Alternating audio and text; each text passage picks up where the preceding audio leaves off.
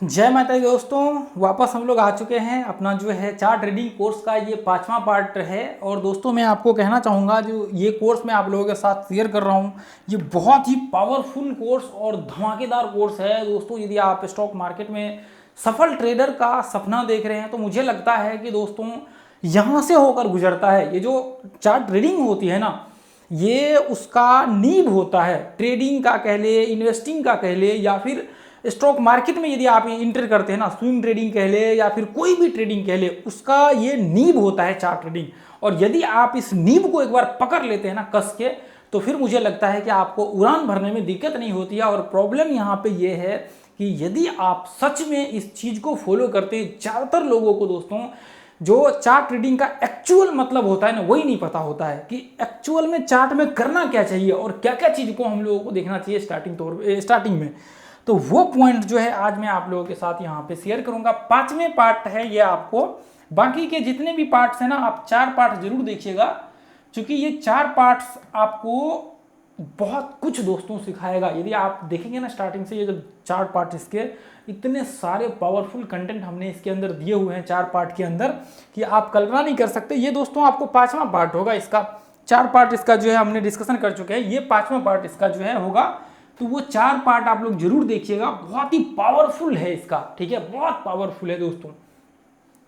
तो चलिए अभी हम लोग यहाँ पे इसको स्टार्ट करते हैं। तो देखिए सबसे पहला चीज तो देखिए, लास्ट टाइम जैसे मान लीजिए कि हम लोगों ने यहाँ पे देखा हुआ था चौथे इसके पार्ट में, जो है आपको 1 घंटे के चार्ट पे आपको क्या क्या देखना चाहिए और क्या क्या कंफर्मेशन आपको लेना चाहिए।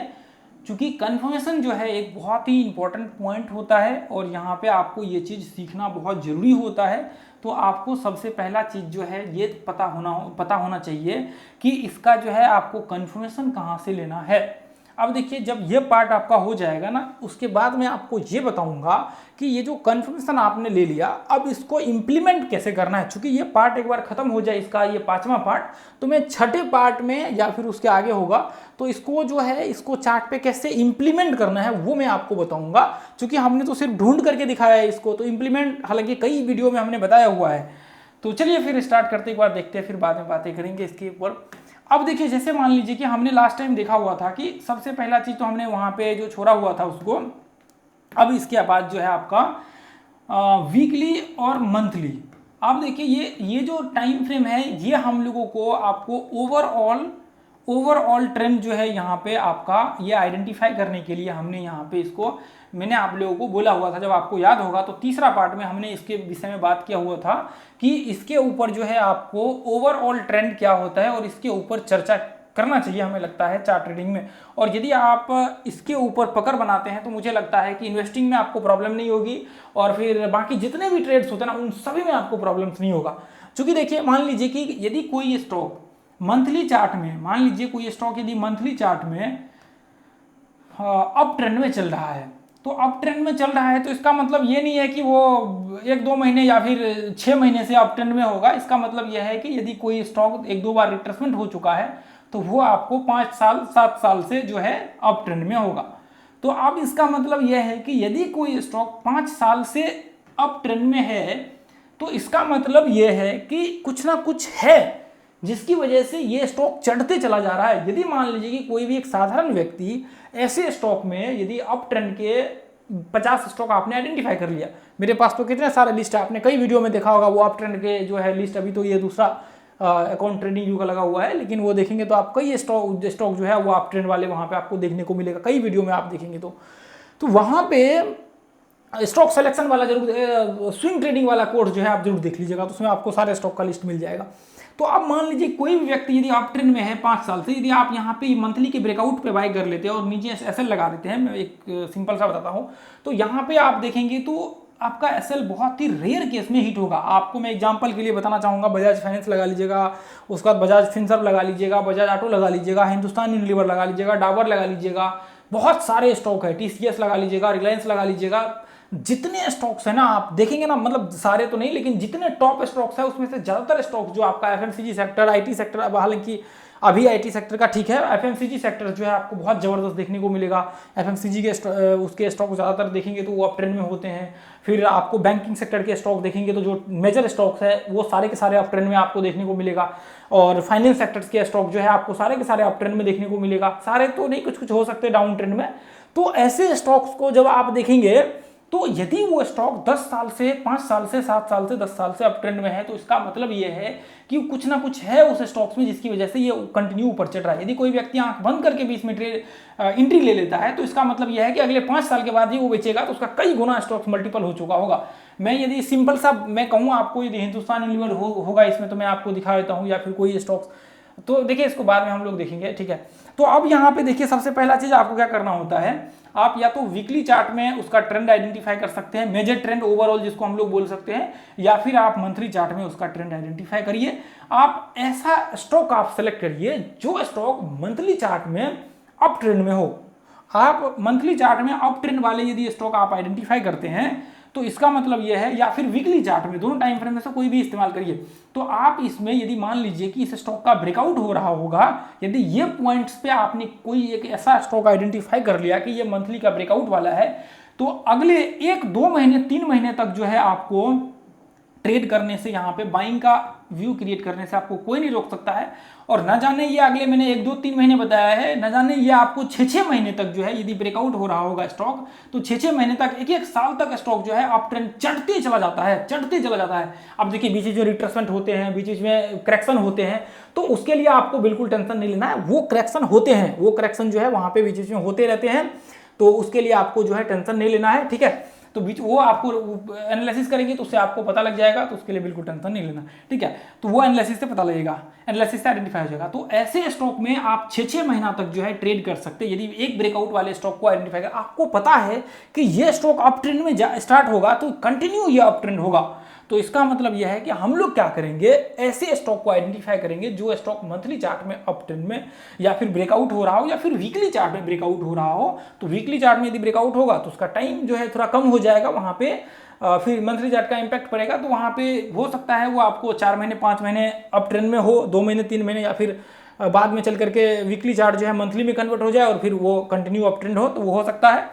तो यहाँ पे आपको जो है ऐसे स्टॉक को आइडेंटिफाई करना है ताकि अगले 5 महीने 6 महीने तक आप सिर्फ बाइंग का व्यू क्रिएट करते रहे। अब मान लीजिए कि यदि आपको सेलिंग का करना है, तो अब यहाँ पे देखेंगे तो आपको मान लीजिए कि शॉर्ट करना है, तो आप क्या करेंगे, आपको देखिए इस स्टॉक में आप बाय बिल्कुल भी नहीं करेंगे। यदि आप एक स्टॉक आइडेंटिफाई करते हैं तो आप ध्यान रखिएगा, आप ऐसे स्टॉक में कभी भी आप बाय का व्यू क्रिएट नहीं करते हैं।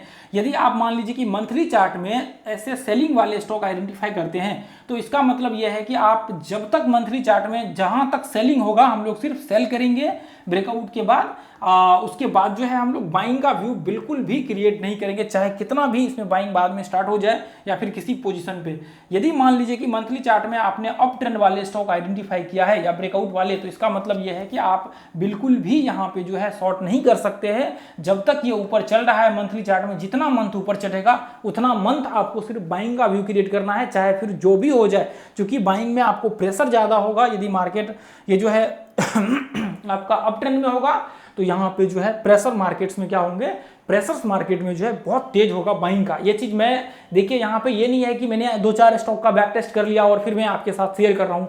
यदि आप मेरे यहाँ से ये जो डेट है, इस डेट से यदि 10 दिन 15 दिन पीछे जाएंगे तो जितने भी 300-400 वीडियो होंगे ना, तो उसमें मुझे लगता है कि 90% वीडियो में या फिर 70-80-90% के आसपास वीडियो में आपको, यदि मैं वॉच लिस्ट लगा रहा हूँगा तो वहाँ पे आप देखेंगे कि इसमें जैसे ही मैं इस पर क्लिक करूँगा तो आप देखेंगे सबसे पहले आपका जब भी स्टॉक सेलेक्ट कर रहा होता तो मैं आप अप ट्रेंड वाले स्टॉक को आप देखेंगे यहाँ पे कि अप ट्रेंड का एक लिस्ट बना होगा पूरा, उसमें सबसे पहले आपको अप ट्रेंड दिखेगा।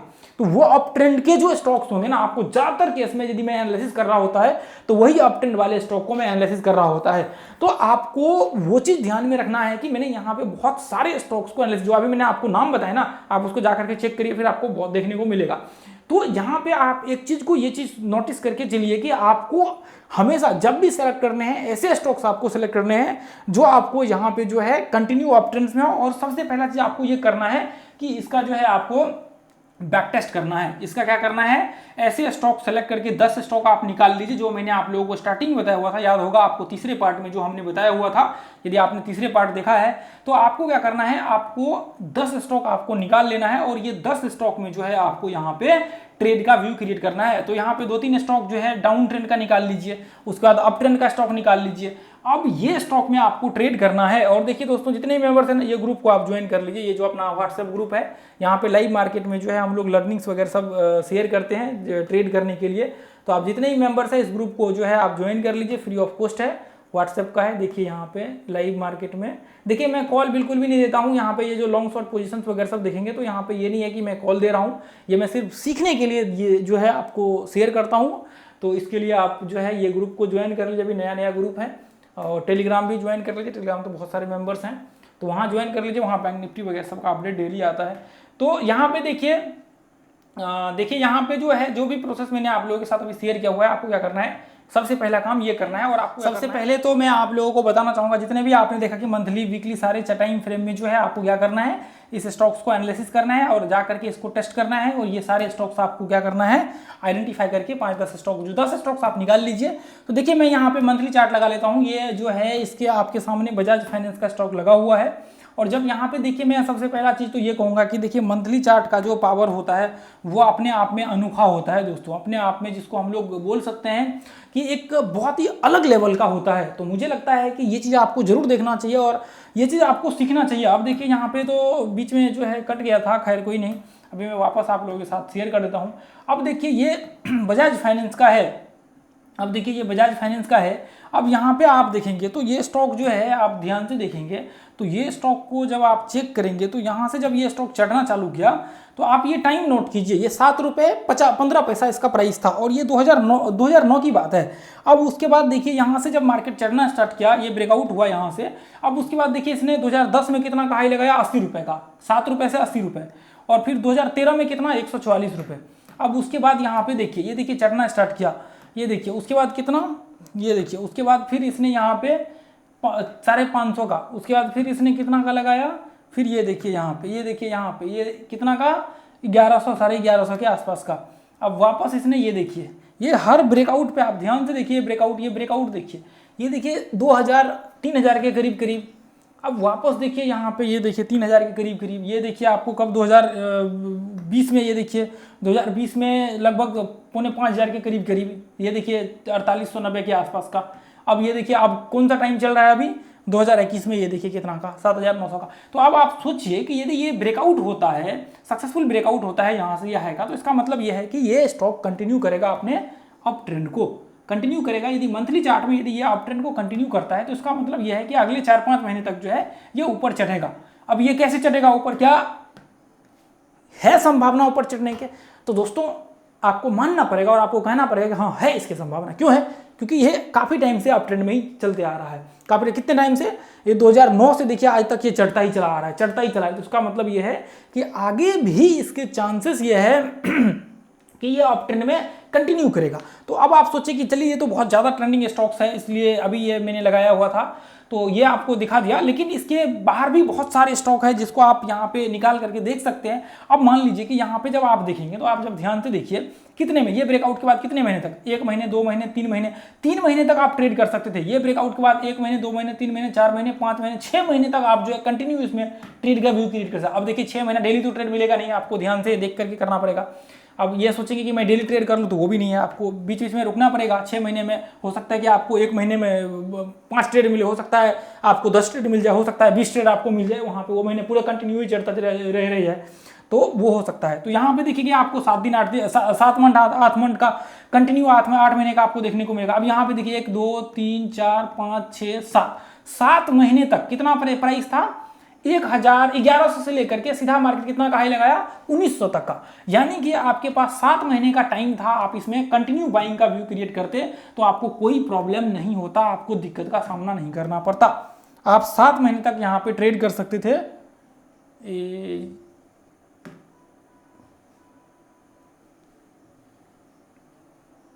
एक सेकेंड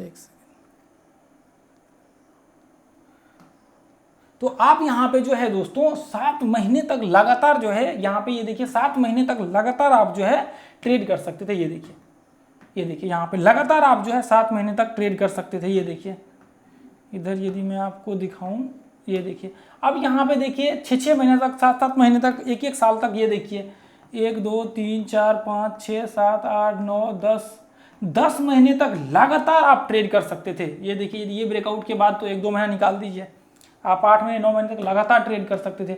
अब इसके बाद देखिए यदि आप डेली चार्ट लगा करके देखिए तो ये आप ट्रेंड में ही रहेगा। आप देखिए इसके बाहर देखिए कितने सारे स्टॉक्स आपको देखने को मिलेगा। ये देखिए यदि मैं लगाऊं ये स्टॉक्स तो आप देखिए यहाँ पे ये देखिए वेदांता को अभी जस्ट ये देखिए इसका जो है ये मैं एक बार को रिमूव कर लेता हूँ। ये देखिए ये क्या है, ये साइडवेज रेंज में है, यानी कि ये कई सालों से, कब से 2008-9 से ही ये साइडवेज रेंज में चल रहा है, यानी कि ये पॉइंट्स में आ रहा है और ये एक जिगजैग फॉर्मेशन बना रहा है। अब ये स्टॉक्स देखिए, ये स्टॉक जो है आपको ये भी साइडवेज रेंज में है, ये एक बार ब्रेकआउट हो गया था, अब वो वापस रेंज में आ गया। ये देखिए ये रेंज में मार्केट चल रहा है कई सालों से, कब से, ये 2007 से देखेंगे, 2007 से आज तक ये साइडवेज रेंज में है। तो ऐसे स्टॉक्स को आप ये देखिए ये भी साइडवेज रेंज में ही था कई सालों से, मार्केट अभी ब्रेकआउट हुआ है। इसके बाद और भी बहुत सारे देखते हैं जो स्टॉक्स हो अप ट्रेंड में। ये देखिए ये भी काफ़ी टाइम से मतलब प्रॉब्लम्स इसमें चल रहा था, उसके बाद ये कब ब्रेकआउट हुआ, ये 2021 में ब्रेकआउट हुआ, तो आज देखिए आज तक ये आज भी ये देखिए ये जब अप ट्रेंड में कंटिन्यू चल रहा है। ये देखिए रिट्रेसमेंट करेगा तो इसका मतलब संभावना है कि ये आगे अप ट्रेंड को कंटिन्यू कर सकता है। अब ये देखिए ये कौन सा स्टॉक्स है, ONGC। अब देखिए ये स्टॉक्स कब से 2001 से लेकर के आपको 2015 तक अप ट्रेंड में था, उसके बाद डाउन ट्रेंड स्टार्ट हुआ तो हम छोड़ देंगे, ठीक है। ऐसे स्टॉक्स को हम लोग नहीं लेंगे, जो करंट में अप ट्रेंड में है ना, जैसे वो स्टॉक्स को हमें लेना है। अब देखिए मेडिकल सेक्टर्स में तो प्रॉब्लम हो जाता है, तो ये सिप्ला है, तो मेडिकल सेक्टर में प्रॉब्लम ये हो जाता है आपको हेल्थ सेक्टर में कि कभी भी कोई नेगेटिव न्यूज आ गया, या मान लीजिए कोई इसमें मेडिसिन में प्रॉब्लम आ गई और कोई मार्केट में नेगेटिव न्यूज स्प्रेड हुआ तो बाद में ये करेक्शन होना स्टार्ट हो गया, लगातार फॉल करना स्टार्ट करता है। हालांकि ये भी अप ट्रेंड में है तो ये देख लीजिए, लेकिन आप और भी स्टॉक्स है जो स्टॉक्स को आप कर सकते हैं। हिंदुस्तान लीवर है और बहुत सारे, जो मैं स्टार्टिंग मैंने आप लोगों को जैसे बताया था, तो उस हिसाब से जो है आप इसको तो उस हिसाब से जो है आप इसको सेलेक्ट करके यहाँ पे जो है रख सकते हैं और ये सारे स्टॉक्स को जो है आप यहाँ पे देख करके एनालिसिस कर सकते हैं, तो फिर उसमें जो है आपको कोई दिक्कत तो नहीं होगी। और जितने भी स्टॉक्स हैं ना, आपको जैसे मान लीजिए कि और भी स्टॉक्स होंगे, आप देखिए ये देखिए ये स्टॉक्स तो हालांकि रेंज में है, और उसके बाद देखिए अभी इसमें तो नहीं है ना वो लिस्ट, यदि होता तो मैं आरती इंडस्ट्री का देखिए अभी गिर गया वो, ठीक है। ये देखिए आरती इंडस्ट्री का तो अभी ये गिरा हुआ है, ये देखिए ये अप ट्रेंड में था, ये कब से, ये देखिए आज तक। आप मान लीजिए कि आंख बंद करके भी कहीं किसी ब्रेकआउट पे आप बाय कर लेते, यानी कोई इन्वेस्टमेंट भी कर देता, तो आज तक इसमें कोई प्रॉब्लम नहीं होता। इसमें शायद कुछ तो नेगेटिव न्यूज़ आया था मेरे ख्याल से, बाद में इसमें कोई स्टॉक का तो मर्जर का वो आया था, बाद में फिर वापस वही हो गया, इसका वो नहीं हुआ मेरे ख्याल से, शायद उसकी वजह से, या और कुछ प्रॉब्लम्स होगा जिसकी वजह से मेरे ख्याल से वो गिर रहा है। ये देखिए ये कौन सा है, बजाज ऑटो का, ये देखिए बजाज ऑटो का आज भी वो अप ट्रेंड में है। यदि ऐसे स्टॉक्स यदि ब्रेकआउट वाले आइडेंटिफाई करते हैं तो आप कई महीनों तक ट्रेड कर दिए। देखिए ऑटो सेक्टर में आपको पता है, ये देखिए उसके बाद ये देखिए 1-2 महीने